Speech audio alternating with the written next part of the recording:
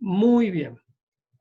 Muy bien, bueno, las últimas clases estuvimos viendo todo lo que es calorimetría, ¿sí? Calcular la cantidad de calor, el calor específico, etc. Ahora van a investigar ustedes un poco más sobre la transmisión de calor, ¿sí? Nosotros sabemos que la transferencia de calor es el paso de energía térmica de un cuerpo que tiene mayor temperatura a otro que tiene menor temperatura, ¿sí? Desde el punto de vista físico decimos que pasa desde el cuerpo de mayor estado térmico al de menor estado térmico, es decir, que el cuerpo de mayor estado térmico le va a ceder calor al de menor estado térmico, ¿sí? Siempre que un objeto tenga una temperatura diferente a la de su entorno o a la de otro cuerpo, la transferencia de energía térmica, ¿sí? O transferencia de calor, ocurre de manera que el cuerpo y el entorno alcanzan un equilibrio térmico, ¿sí? Esa era la ley cero de la termodinámica. Siempre hasta que una vez que se estabilizan las temperaturas, ¿sí? Se alcanza el equilibrio térmico. El calor se va a transmitir de tres maneras distintas, ¿sí? Se va a transmitir por conducción, por convección y por radiación. Y ustedes después, vamos a hacer un práctico donde ustedes van a investigar y van a dar ejemplos de esas tres formas de transmisión del calor, ¿sí? De hecho, gracias a la radiación, por ejemplo, podemos explicar el efecto invernadero. El grado de propagación del calor, ¿sí?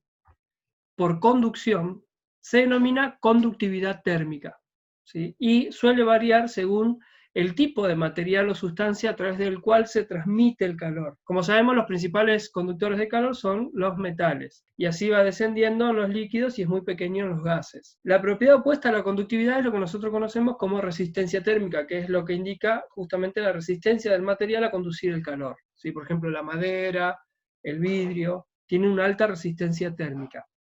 La conductividad térmica en el vacío es nula, ya que como van a ver ustedes, para que exista la conducción se necesita de una sustancia, se necesita de un medio.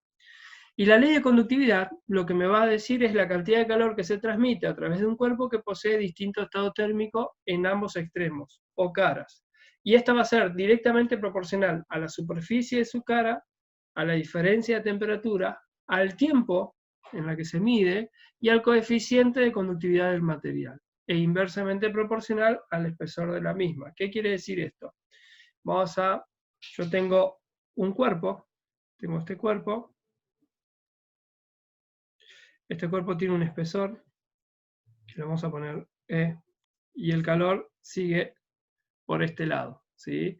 Entonces, nosotros vamos a tener en cuenta, ¿sí? Para saber la cantidad, este es el calor que entra y vemos el calor. ¿Sí? Para calcular la cantidad de calor que se propaga por conducción, nosotros vamos a usar esta fórmula. Yo le voy a poner ahora las letras. Esto, ahora se los traduzco, está en chino básico, se lo traduzco a argentino y es así. Este sería el calor, ya sabemos que Q es el calor transmitido. S va a ser la superficie, va a ser esta superficie, va a ser la superficie medida, la superficie medida perpendicularmente a la dirección de propagación del calor proveniente que lo produce. Por eso acá lo medimos perpendicular. T es el tiempo de propagación del calor. Y este que lo voy a poner en rojo, esta letra griega de acá, es el coeficiente de conductividad térmica. Es un coeficiente de conductividad y por lo tal viene tabulado. O sea, hay una tablita donde me dice ese valor. Y después tenemos el delta T, que es la variación de temperatura, ¿sí? Y E, que es el espesor.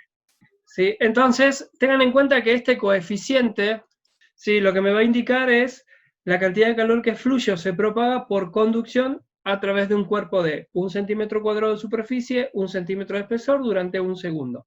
Por eso, las unidades de este coeficiente van a ser calorías por centímetros sobre centímetros cuadrados por segundo por grados centígrados. Esta es la unidad del lambda.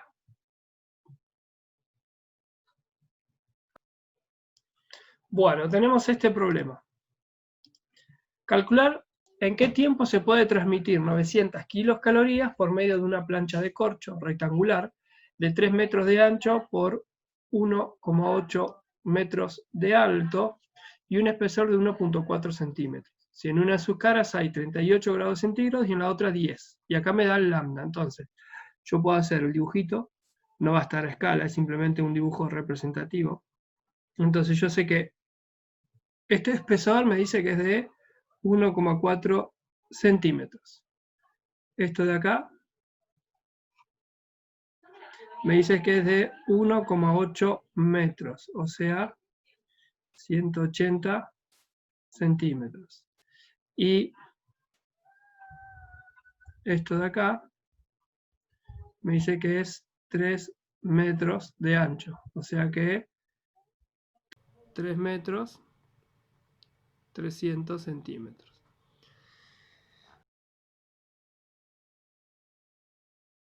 Los datos que me proporciona el problema. Me proporciona un espesor de 1,4 centímetros. Me proporciona la superficie, como es, me dice una plancha de corcho rectangular. O sea que para sacar la superficie es base por altura.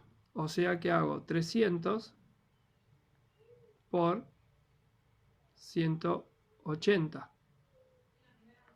Esto me va a dar 54.000 centímetros cuadrados. Después tengo la cantidad de calor, 900 kilocalorías, que yo ya sé que son 900.000 calorías. Tengo el coeficiente de conductividad, 0,0001 calorías por centímetros sobre centímetros cuadrados por segundo por... Tengo el delta T, para calcularlo tengo que hacer temperatura mayor menos la temperatura menor. Que en el problema una es de 38 grados centígrados y la otra es de 10. Entonces el delta T me va a dar 28 grados centígrados. Ya tengo todos los datos, entonces vamos a aplicar la fórmula.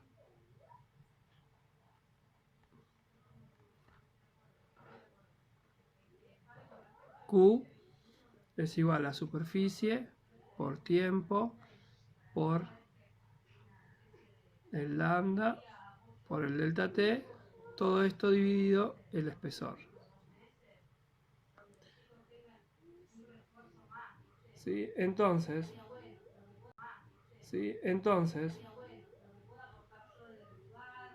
yo tengo que 900.000 calorías van a ser igual a 54.000 centímetros cuadrados por el tiempo por el lambda por segundo por grados centígrados por 28. Estoy reemplazando todos los valores que tengo en el problema, y esto dividido 1,4 centímetros. Acá yo puedo hacer ya, simplifico, centímetros cuadrados se va con este centímetros cuadrados, grados centígrados se va con este grados centígrados, ¿sí?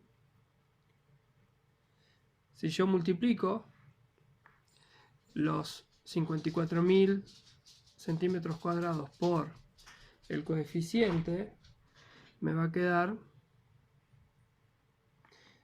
¿sí?, que lo estoy haciendo bien por partes para que no se pierdan en el camino. La T es de tiempo. Me va a quedar el tiempo. Multiplico 54.000 por 0,001 por 28. Eso me da 151,2, ¿sí?, calorías sobre centímetros por segundo. Ahora lo que voy a hacer es, todo esto me queda dividido 1,4 centímetros. Divido, ¿sí? Ese valor me va a quedar igual a tiempo por 108 calorías sobre segundo. ¿Qué pasa? Yo lo que quiero saber es el tiempo. Ahora bien, este que está multiplicando va a pasar dividiendo, entonces el tiempo va a ser igual a 900.000 calorías sobre 108 calorías sobre segundo. Este y este se va.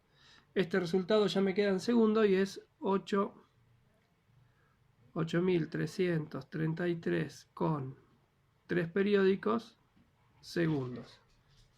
Ahí tengo el tiempo. Entonces, si lo divido por 3.600 me va a dar las horas, a lo que queda lo divido por 60 me da los minutos y así hasta llegar a la conversión, y aproximadamente van a ser 2 horas, 18 minutos y 53 segundos. Y ahí tengo el tiempo, que es lo que me estaba pidiendo el problema, ¿sí?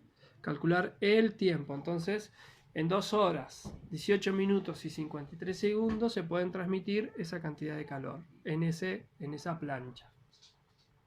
Tenemos que tener en cuenta que el pasaje de un estado a otro por variación de temperatura o de presión o de ambos,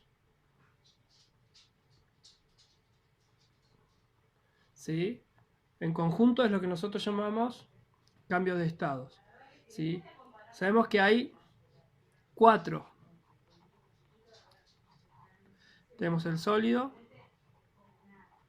el líquido, el gaseoso y el estado de plasma. Cada uno de esos tiene sus características, ¿sí? Tienen volumen, forma propia, otros adaptan la forma del recipiente. También hay estados intermedios, por ejemplo, se define como estado pastoso más semejante al sólido que al líquido. ¿Sí? Por ejemplo, la manteca, el jabón, que cuando se los comienza a calentar o se los moja se vuelven pastosos. El estado viscoso es más semejante al líquido que al sólido, por ejemplo, un jarabe o una vaselina líquida. Y, por ejemplo, se los pongo acá como para que sepan, estados intermedios, por ejemplo, entre sólido, líquido. Acá tenemos el pastoso, estado pastoso, y el viscoso. Después, entre líquido, gaseoso, tenemos el vesicular, estado vesicular, que es, por ejemplo, el agua en las nubes, y el estado radiante, que es como el gas a baja presión. El cuarto estado es el de plasma, ¿sí?, que ese es un estado particular de la materia. ¿Sí? El calor es el factor preponderante que provoca que una sustancia pase del estado sólido al líquido y de este al gaseoso, siempre que se transmita a su molécula la energía suficiente. ¿Sí? Esta energía de naturaleza térmica aumenta las velocidades de dichas moléculas, produciendo subsecuentemente un aumento de temperatura y dando lugar a que se realicen los denominados cambios de estados. En esta transformación es toda la energía calorífica, esto que está acá en negrita, se emplea exclusivamente para separar las moléculas, elevando así su energía, sin que se modifique o varíe la temperatura cuando ello ocurre. Los cambios de estado son esto que tenemos aquí: volatilización, fusión, vaporización, solidificación, licuación, ¿sí? Y obviamente vamos a ver que cada uno de estos tiene una ley, por ejemplo, las leyes de la fusión, las leyes de la vaporización, ¿sí? Entonces, las leyes de la fusión, ¿sí? Toda sustancia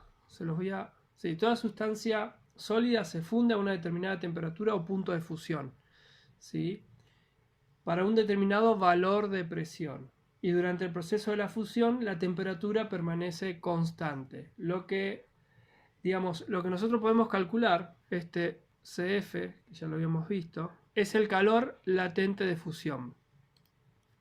Si el calor latente de fusión representa la cantidad de calor que absorbe, ¿sí?, la unidad de masa de un sólido para pasar al estado líquido a partir del punto de fusión. sin que se verifique durante esa transformación variación de la temperatura. ¿Sí? Entonces, el calor de fusión es la cantidad de calor sobre la masa de ese cuerpo. Veamos un ejemplo. Dice, calcular la cantidad de calor que deben absorber 500 gramos de plomo que se encuentran en estado sólido y a 50 grados Celsius para fundirlo totalmente. Entonces tenemos la masa, 500 gramos, la temperatura inicial, 50 grados centígrados. La temperatura final yo la voy a tomar como 327 grados centígrados. ¿Por qué tomo esa temperatura? Porque es la temperatura de fusión del plomo. Eso ya está tabulado.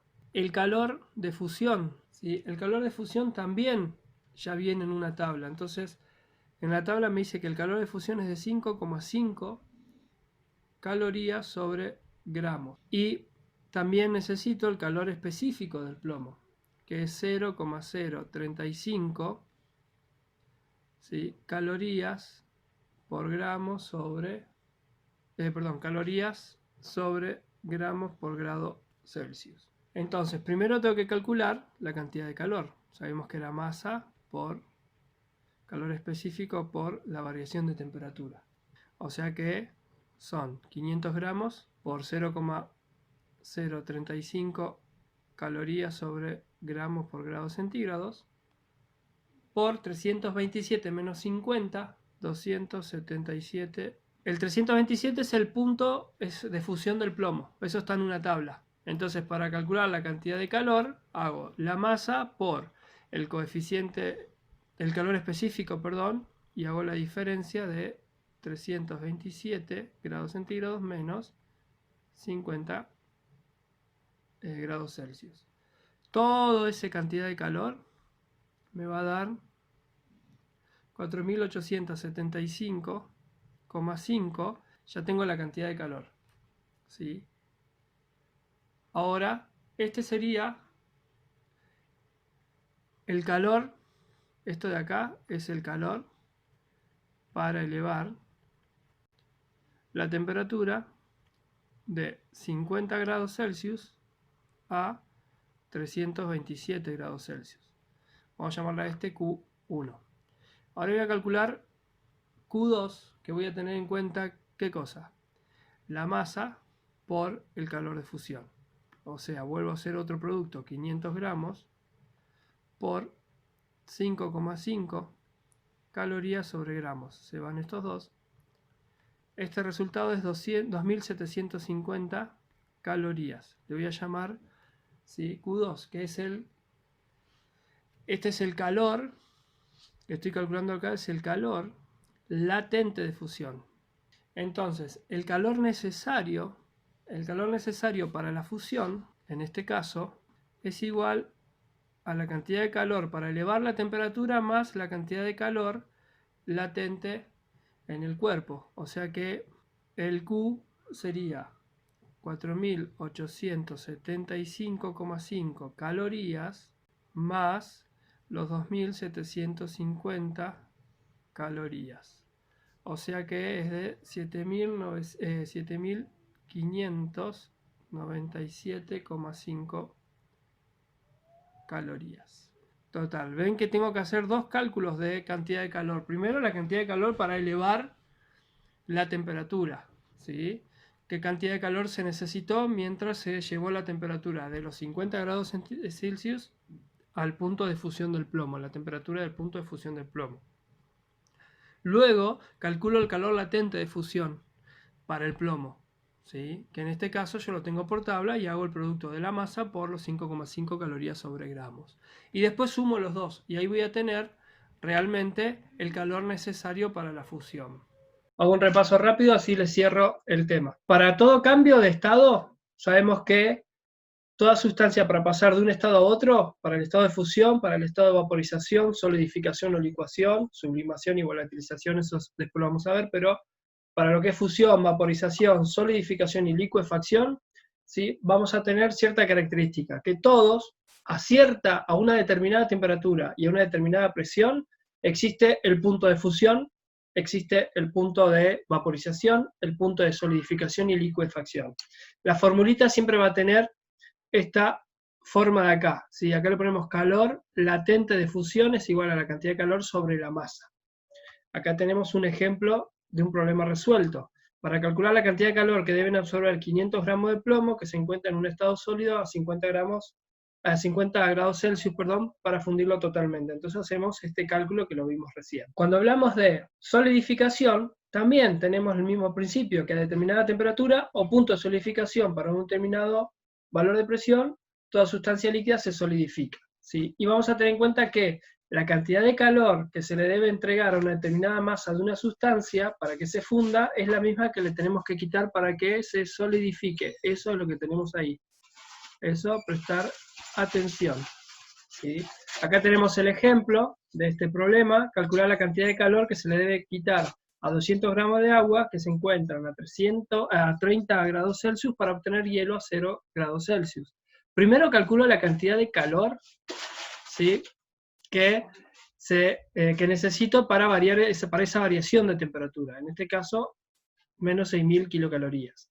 Después calculo la cantidad de calor, ¿sí?, latente de solidificación, menos 16.000 calorías. Y el calor total va a ser la suma de esos dos valores. O sea que yo voy a necesitar menos 22 kilocalorías que son la cantidad de calorías que le tengo que quitar a 200 gramos de agua, que están a 30 grados Celsius, para obtener hielo a 0 grados Celsius. Y vaporización y liquefacción tienen la misma fórmula. Este es el calor latente de vaporización y el calor latente de liquefacción. Y como la cantidad de calor que se le debe entregar a una determinada masa para que se funda es la misma que le tenemos que quitar para que se solidifique, tenemos esta equivalencia de acá.